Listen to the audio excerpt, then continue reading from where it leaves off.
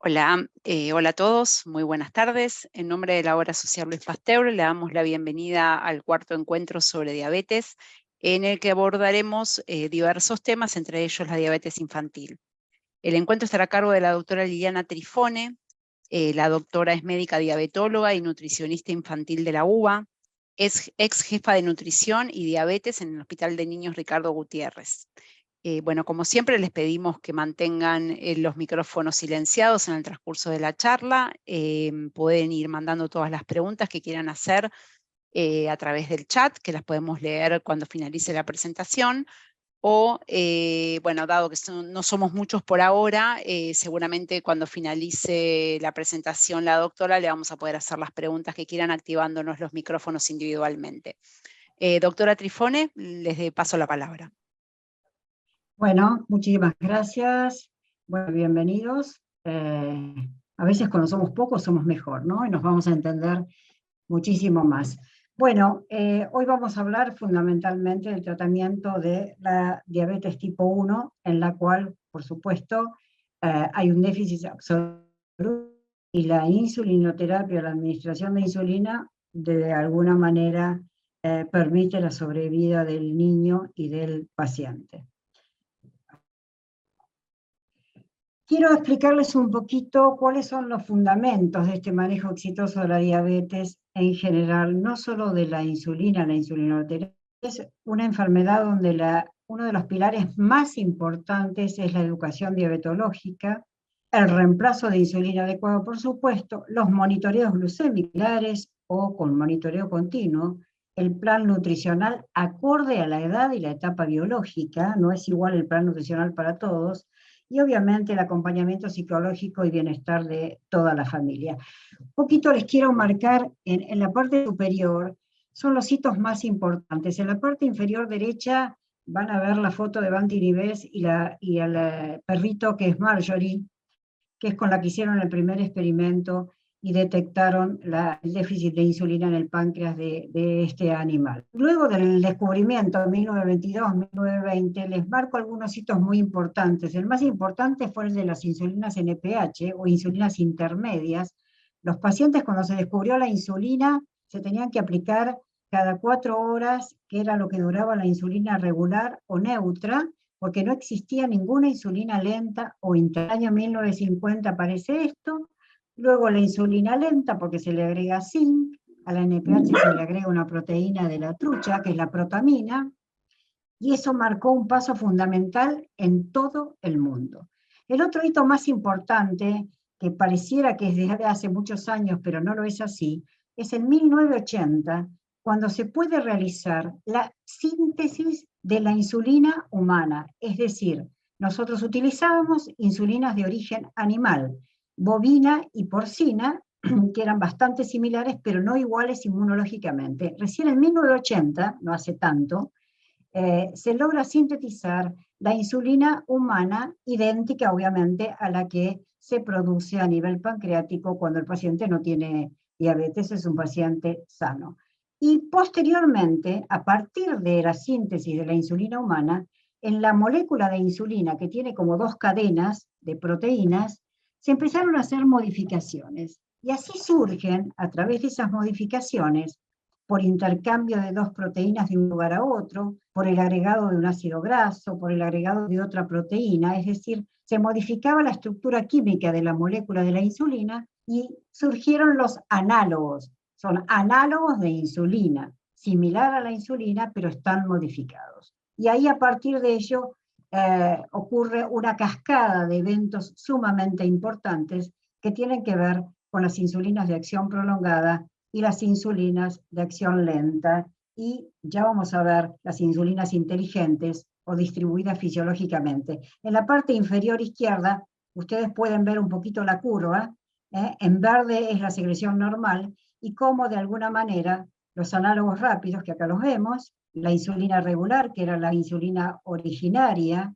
desde cuando se descubrió la insulina, y abajo, en la parte inferior, vemos la NPH, que es la intermedia más antigua, los análogos de primera generación, que ahora los vamos a nombrar, los de segunda generación y de tercera generación en el tratamiento del paciente. Ahora bien, ¿Por qué se hicieron estas modificaciones? Porque en realidad cuando tratamos de insulinizar al paciente debemos tratar de remediar o igualar la secreción de la insulina endógena. Endógenamente la insulina tiene una producción constante, que eso sería la constante que representaría la insulina lenta, sea cual fuere que recibe el paciente. Y los bolos de insulina, las insulinas rápidas, serían para cubrir la comida, como aquí vemos, un bolo, y esa es la manera sincrónicamente que se segrega la insulina en el cuerpo humano. De ahí que el tratamiento intensivo, llamado esquema basal bolo, bolos son las correcciones antes de las comidas, es el prototriz en todo el mundo. Yo quiero remarcar esto, que esto es internacional.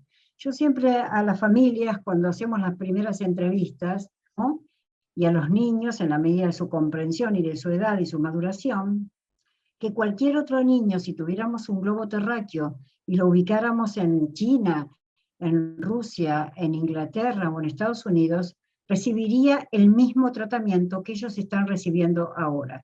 Las insulinas que disponemos nosotros se disponen en todo el mundo internacionalmente, y por otro lado, nosotros los pediatras diabetólogos de larga trayectoria nos regimos por las normas internacionales, es decir, normas de ISPAD, que es la Asociación Internacional de Diabetes en la Infancia y Adolescencia, donde se regulan los tratamientos a nivel internacional. Argentina cumple con todos los parámetros de tratamiento regulado internacionalmente y disponemos de todas las insulinas de la misma manera que en otros países. Podemos charlar después de los monitoreos, pero lo que disponemos para el tratamiento, estamos también en primera línea de las mejores insulinas.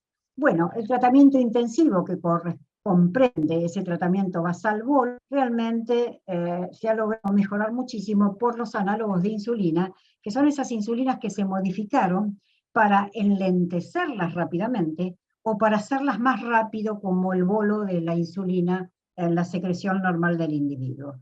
¿Cuándo implementarlo? Para todos los pacientes, no hay discusión. No hay un paciente que no deba recibir tratamiento intensificado. Eso es erróneo, no corresponde a la recomendación nacional ni internacional. ¿Qué significa esto? Que podemos emularlo o remedarlo más a la secreción de la insulina normal, como vieron ustedes, una constante en los bolos. Permite lograr un ascenso de la glucemia con las comidas más lento. Hay que tener en cuenta un aspecto que para nosotros los pediatras es fundamental: el desarrollo del individuo y el desarrollo neurocognitivo adecuado con una insulinización adecuada. Y un control glucémico indudablemente ha cambiado el paradigma del tratamiento de la diabetes tipo 1 con insulinas, ya que es un esquema de tratamiento más fisiológico, minimizando el tabú de todo el tratamiento de la diabetes, que son las hipoglucemias, tanto leves como severas. Entonces, estos análogos que se llaman, no creo que haga falta que los conozcan, pero se llaman de primera, segunda generación, en función que fueron apareciendo en función de modificaciones para remediarlo más a la función normal o fisiológica del cuerpo humano. ¿Cuál es el concepto de insulina basal? Las insulinas basales lentas tienen que tener poca variabilidad, tienen que funcionar como una meseta, como la constante del individuo normal, sirven para suprimir esto que ustedes ven, que es la glucosa que se produce entre las comidas. La basal cubre entre las comidas el periodo nocturno y nos dice con la glucemia matinal. La insulina en bolo prandial, que quiere decir antes de las comidas, esto es fundamental, respetar la farmacodinámica de la insulina con el tiempo de aplicación, cubre la glucosa normal después de las comidas. Este es el concepto matriz y cómo implementarlo, como lo ven ustedes en este gráfico. De alguna manera, a la izquierda las múltiples inyecciones de insulina, la constante, y los bolos con lapiceras, con inyección. Ahora disponemos de los pen de insulina, que realmente han facilitado muchísimo, y sobre todo en los niños, las lapiceras, que son fundamentales, ya vamos a ver por qué. Y a la derecha tenemos un esquema de infusión continua de insulina con un microinfusor continuo o bomba, que facilita complementar este tratamiento basal-bolo. Bueno, un poco los análogos basales. Acá se las voy a nombrar, porque de las que yo les voy a nombrar, disponemos de todas. Entonces, cada paciente tendrá, de acuerdo a la indicación médica, a la característica, a la etapa biológica. No es lo mismo un niño de 2 años o 3 años a un adolescente de 14 años o un puber de 11 años en el tratamiento. Cada profesional indicará lo acorde y lo conveniente con las insulinas disponibles para cada paciente. Vamos a la insulina NPH, que es la conocida, que es la Humulin la Insuman, la Insulatar, que se sigue utilizando en muchísimos lugares, cada vez con menos frecuencia, pero en función de disponibilidades es una insulina de acción excelente. Después tenemos las insulinas rápidas, los primeros análogos que surgieron, que son la insulina Lispro, que es la Humalog, la insulina aspártica Novorapid y la gluricina, que es la Apidra. Estos 3 análogos rápidos están disponibles en el país y se utilizan en la mayoría de los pacientes con diabetes tipo 1 para el esquema basal-bolo. Vamos a las insulinas basales de larga acción constante. La primera en crearse fue la insulina glargina, que es la Lantus, junto con la insulina Levemir. Esos fueron los análogos lentos de primera generación. Vamos a los análogos lentos de segunda generación, que es la insulina glargina, con el mismo origen que la glargina, nada más que más concentrada, de 300 unidades, la Toujeo, que cambia el periodo de duración, la estabilidad y la insulina Degludec o la Tresiba. Todas estas insulinas que les acabo de mencionar, disponemos en el país y con ellas se cumple el tratamiento en la actualidad. Novedades, la ultra rápida, que son los análogos rápidos de segunda generación, que es la insulina Aspar, ultra rápida, ya vamos a ver un poquito cómo actúa en la charla, y es la FIAS. Esta disponemos y ya salió y está aprobada. Todas estas insulinas están aprobadas para su uso en pediatría. Algunos a partir del año de vida, otras a partir de los 6 años. Y la segunda análogo rápido de Lilly, la FIAS es de Novo Nordisk, es la insulina Lyumjev. Las dos ultrarrápidos tienen el mecanismo de acción muy inmediato, se puede aplicar inmediatamente cuando uno va a comer, con un pico a los 30 minutos, pero dura 1 hora. Ya podemos charlar un poco en detalle de acuerdo a las preguntas que nos hagan. Todas estas insulinas las disponemos en el país y son pasibles para el tratamiento de nuestros pacientes. Novedades, para nombrarles porque es sumamente complejo. El laboratorio Novo Nordisk ya creó, son análogos. Estas son las 2 cadenas de insulina que ustedes pueden ver acá, con los circulitos, y en rojo están las modificaciones que se le hacen a la molécula de insulina y las sustancias que se le agregan para que dure más tiempo y permanezca más tiempo en el tejido celular subcutáneo y tenga más duración. Estas insulinas tienen una aplicación de 1 vez por semana, están en investigación, ya se está investigando icodec en diabetes tipo 1 en adultos, y la otra insulina es BIF también, es el esquema de la modificación de laboratorio Lilly. Son las 2 insulinas semanales que ya están aprobadas, ya están siendo usadas, pero todavía no tenemos experiencia ni los trabajos con evidencia científica o en tiempo real de su aplicabilidad. Y una de las, no desventajas, sino diferencias que tienen al ser tan prolongadas, es que tienen una vida media casi de 1 semana a 10 días, con lo cual llegan al momento máximo de concentración, y si uno necesita hacer un cambio inmediato por una enfermedad, por ejercicio, por un viaje, es mucho más difícil plantearlo con estas insulinas que creo que, bueno, van a dar mucho más resultado en tipo 2, pero hasta que las conozcamos mucho más para usarlas. Estas 2 insulinas ya están aprobadas en todo el mundo y se están haciendo los estudios de investigación. Entonces, disponemos de todas las que les nombré anteriormente en el país. Estas 2 últimas insulinas nosotros no disponemos, salvo en protocolos de investigación en los cuales participen algunos grupos argentinos su formulación. Aspecto que no es menor, cómo deben conservarse las insulinas. obviamente nunca deben congelarse, la lapicera puede permanecer a temperatura ambiente. Recuerden que cuando más fría está la insulina, más duele cuando se aplica, durante un máximo de un mes, y tienen que estar protegidos de una luz directa. Es importante que tengan en cuenta esto, mirar las lapiceras, que no tengan burbujas de aire, siempre purgar la lapicera antes de, para ver que filtra o sale la insulina adecuadamente.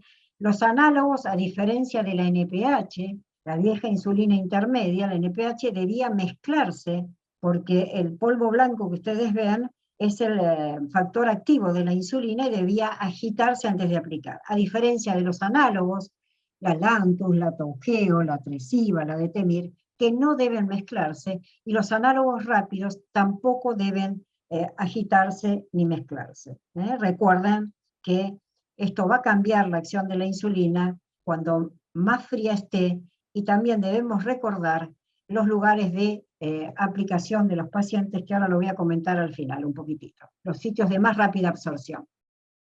Insulinas del futuro, insulinas inteligentes, respondedoras de glucosa. Están envueltas como en una bolsita, eso se llama polímero.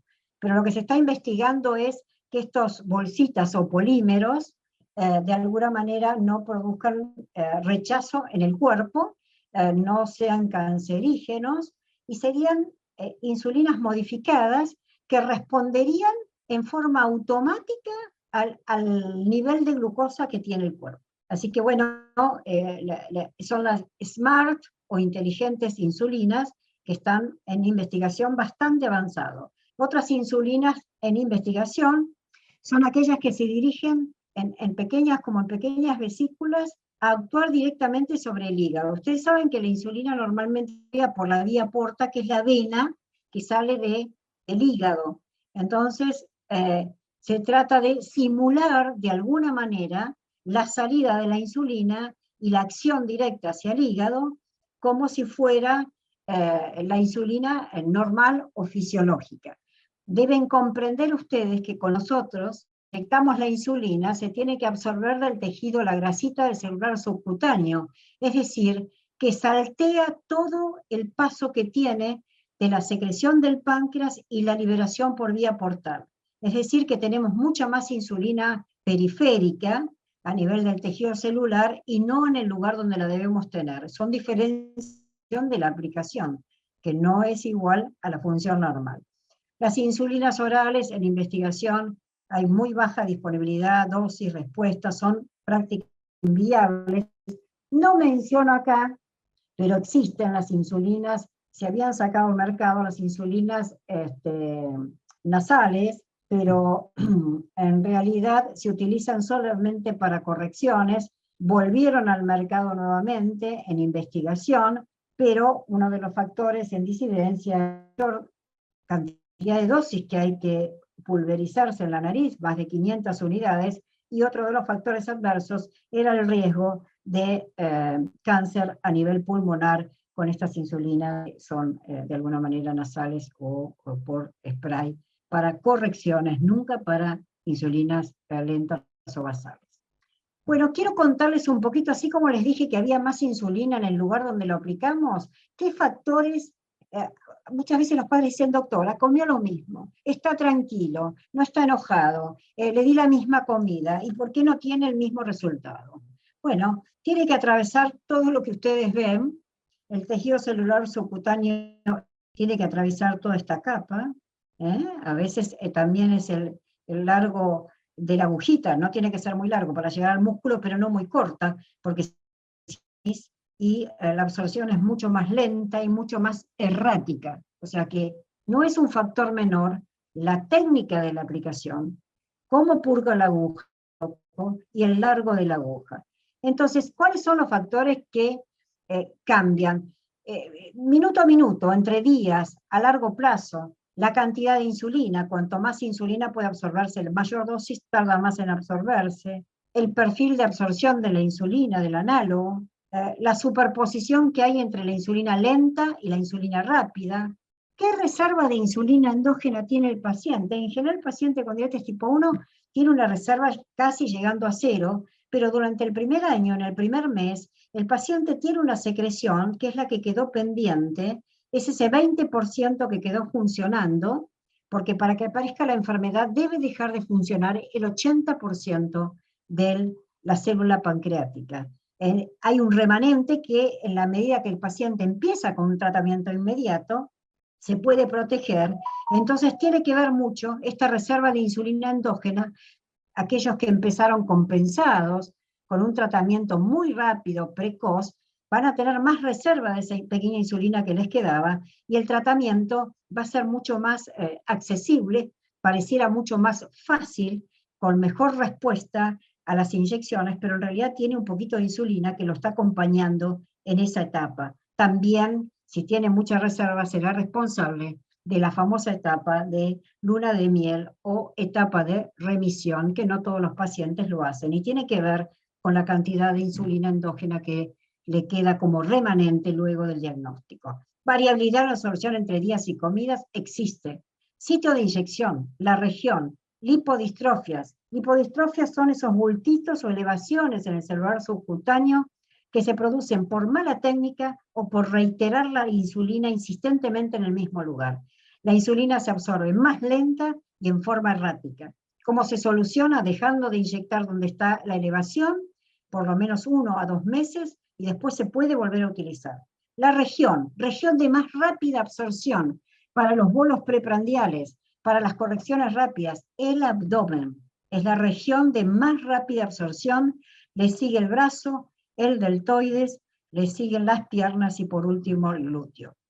En general, en los niños aconsejamos en la parte superior del glúteo administrar la insulina lenta y utilizar el abdomen o el brazo, que también es relativo porque los chicos utilizan ahora el sistema de monitoreo continuo y es una agresión más al brazo. Y bueno, la especificidad que tiene la insulina de acuerdo a su transformación, como les dije, hay insulinas que son un poco más efectivas que otras. No se trata del paciente, sino de la farmacología de la insulina que utilicemos. Bueno, como bien les dije, los componentes de este tratamiento, pilar fundamental es la educación, el refuerzo, reforzar la aplicación, revisar y requisar los sitios de aplicación, el conteo de carbohidratos, un estimado, ya vamos a dar una charla la próxima semana, la actividad física, cómo tenemos que cambiar y reducir la dosis de insulina previo al ejercicio y posterior al ejercicio, cómo tenemos que corregir una glucemia antes de actividad física, si es mayor a 250 debe corregirse, no puede hacer actividad física. La manutención de alguna manera de la insulina en condiciones, etc. Unas características. ¿Qué pasa con los niños pequeños? Fíjense lo que está colocado aquí. En primer lugar, neurocognición. Ustedes saben que el desarrollo del cerebro se cumple a lo largo de toda la primera infancia, casi hasta los 10 años, o sea, es vulnerable a la hiperglucemia crónica, a las oscilaciones glucémicas, cuanto más variable es, y a las hipoglucemias. Con lo cual, estas nuevas insulinas han permitido minimizar fundamentalmente el riesgo de hipoglucemia. Un paciente que tiene hipoglucemia reiterada es un paciente que algo está ocurriendo con la alimentación, con la actividad física o con el esquema que tiene de administración de insulina. Probablemente lo tendrá que charlar con su médico y adecuar las dosis o los esquemas o las escalas, no siempre son iguales a lo largo de todo el día. Ritmo circadiano, ¿qué quiere decir? Los niños pequeños, por unidad de insulina, el descenso, el consumo de glucemia es muchísimo mayor. Por una unidad, un niño de 2 años, la glucemia va a bajar entre 150 a 200. Por una unidad en un paciente de 10 años o de 15 años, la glucemia va a bajar 30 miligramos. Entonces, hay que ser muy cauteloso y prudente con la dosificación en el niño menor de 6 años. De ahí la importancia de las lapiceras de media unidad para una administración adecuada y correcta en esta edad. Fenómeno del alba. Este es un fenómeno que se produce, ya lo voy a comentar, en el adolescente, que por el cambio de la pubertad tiene alta la glucemia durante la noche. Pero ¿qué pasa en el niño pequeño, en el menor de 6 años? Tiende a bajar, tienden a tener hipoglucemia frecuente durante toda la noche. Y eso tiene que ver con la distribución de la insulina basal, la lenta, que le administramos al paciente. Esto no debe ocurrir. ¿Y por qué no debe ocurrir? Porque los mecanismos de compensación del cuerpo en el periodo nocturno disminuyen a un 50%. Es decir, yo tengo una hipoglucemia durante la noche y toda la respuesta de la adrenalina, del cortisol, del glucagón, de mi propio cuerpo, está disminuido a la mitad. Por eso las hipoglucemias nocturnas son sumamente graves. Y si el paciente presenta alta frecuencia, eso indica disminuir la dosis de la basal por el riesgo de hipoglucemia nocturna. Bueno, hábitos alimentarios, los niños son erráticos, actividad física, un día juegan mucho, un niño otro día duermen, y tienen dificultad para discernir los datos de hipoglucemia. No voy a comentar mucho porque esto es muy específico, simplemente lo muestro en función de que arriba están representadas todas las asociaciones más importantes y cuál es el objetivo metabólico que buscamos, y la mayoría recomienda una hemoglobina igual o menor a 7% sin hipoglucemia del paciente. Si yo tengo un tratamiento intensivo, pero tengo un porcentaje de hipoglucemias alto, estoy insulinizando mal a mi paciente. Estos son los objetivos que uno debería tener de glucemia antes de las comidas, después y sobre todo los nocturnos, con mucho cuidado, ahora facilitados por los monitoreos continuos, antes de dormir. Los pacientes anteriormente lo que hacían tenían temor de corregir a la noche porque no querían realmente punzar a los chicos para medirles capilarmente y permitían que se durmieran con valores mucho más altos. Esto no ocurre con los monitores continuos de glucosa. ¿Y qué nos brindan los monitores continuos de glucosa? Nos brindan este perfil, que para nosotros se ha convertido también en el paradigma, junto con la hemoglobina glicosilada, de cómo está nuestro paciente. Nos permite evaluar tendencia y cuál es la ventaja que mide las glucemias en ayunos, pre y postprandiales, que muchas veces los pacientes no la miden. ¿Cuál es el objetivo? Y tener un 70% en este rango, es decir, 70-180, la mayor parte de estas horas. Pero fíjense lo importante, no sé si lo podemos ver acá, menos de 70 no tiene que poner menos del 4%, y menos de 54, que es el segundo nivel de hipoglucemia, menos del 1%. Yo soy partícipe de 0% menos de 54 en los niños, porque es de altísimo riesgo a nivel cerebral para el paciente. Bueno, ¿cuáles son los objetivos a través de la insulinización adecuada? Un crecimiento normal. Ya vamos a hablar en la próxima charla, que lamentablemente, en función de todos los avances que han significado la difusión, los grupos de familias con diabetes, las redes, no siempre son pertinentes o satisfactorias, porque no respetan la individualidad del paciente. Y la medicina de precisión, en la actualidad, en todo el mundo, apunta a que cada paciente tiene una respuesta particular con una insulina, tiene una característica familiar y personal individualmente, y muchas veces no son comparables algunas recomendaciones que se hacen entre los pacientes, sobre todo porque pueden afectar el crecimiento del niño. Tiene que lograr un desarrollo puberal psicológico normal. Ese es el acompañamiento del diabetólogo pediatra. Tiene que lograr el desarrollo. Una diabetes que está mal controlada retrasa su estadio puberal. Un paciente que está mal controlado o restringido en la alimentación produce un detenimiento de la talla, de la estatura que tiene que alcanzar. Yo tengo que conseguir que mi paciente pediátrico logre el mismo desarrollo de peso, de estatura y puberal como si no tuviera la diabetes. Y para eso lo tengo que ir acompañando con la dosis por kilo de peso y el control del diabetólogo con la familia. El diabetólogo es el que decide si tiene mucha dosis de insulina o es poca la dosis de insulina. Y es el que también asesora sobre lo que recibe como alimentación el paciente. Obviamente, estabilidad en el control, ¿qué significa? Menos variabilidad.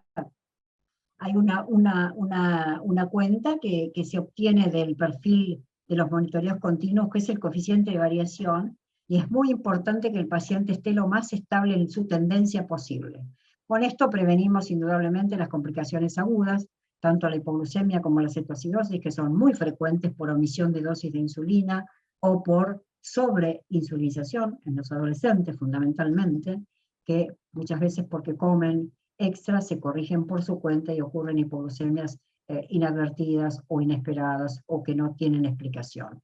Bueno, prevención y minimización de las complicaciones a través de toda la educación, microvasculares también. Pero bueno, el diabetólogo es el artífice junto con la familia de este esquema tan artesanal, tan individualizado. Si ustedes charlan con otro colega o charlan con otra familia, bueno, yo tengo tal basal y mi paciente tiene esto, pero su paciente, su hijo es único, indiscutible, con una característica especial. Y probablemente el otro, el que le hace el comentario, no responda adecuadamente con esa insulina o no tenga la misma evolución o no requiera el mismo tratamiento. Hasta ahora, la insulina es el único tratamiento en todo el mundo de la diabetes tipo 1. No hay otro.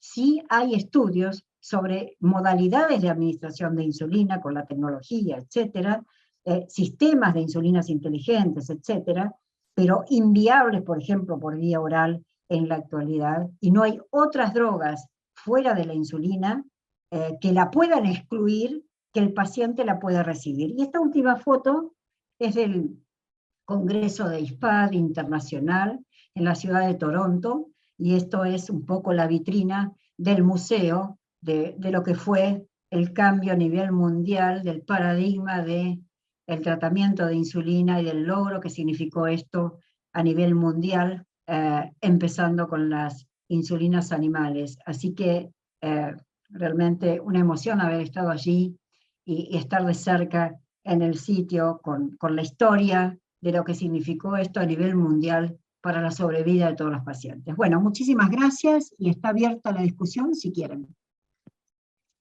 Bueno, Liliana, muchísimas gracias, súper claro todo. No sé si alguien quiere habilitarse el micrófono y hacer alguna pregunta por el chat, no tenemos ninguna consulta hasta el momento. Están habilitados para... O quedó muy claro. Quedó muy claro, sí, eso sin lugar a dudas, pero bueno, si alguien quiere preguntar algo, la doctora está a disposición para responderles. Acá Caro Stengel dice justamente que quedó muy claro y muchas gracias. Gracias por Gracias, participar. Caro. Gracias, ¿Alguien muchas más? gracias, Caro. Patricia Zurdo también nos dice que fue muy claro. Se pueden sacar el micrófono, ¿eh? Si pueden habilitar, perdón, el micrófono si alguien quiere hablar directamente.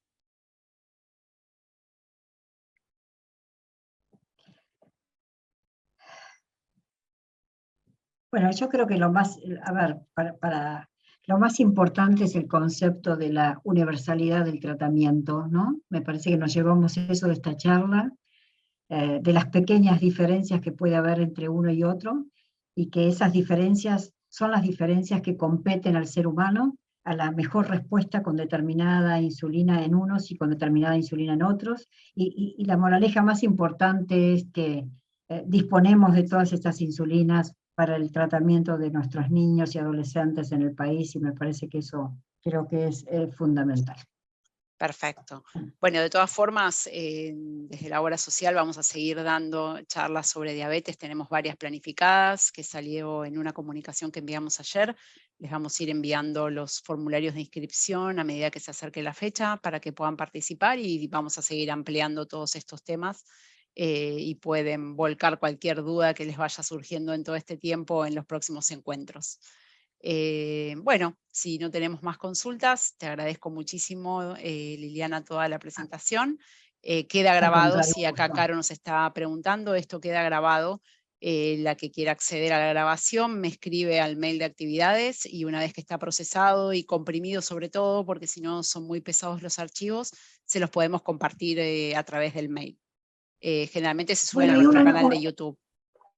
Y un anuncio parroquial, pero bueno, la charla de la semana que viene es con una de las nutricionistas que tiene muchísima experiencia en la Sociedad de Diabetes y con nosotros, sobre todo sobre lo que significa el famoso que los aflige tanto conteo de hidrato de carbono. Ese es el motivo de la próxima charla.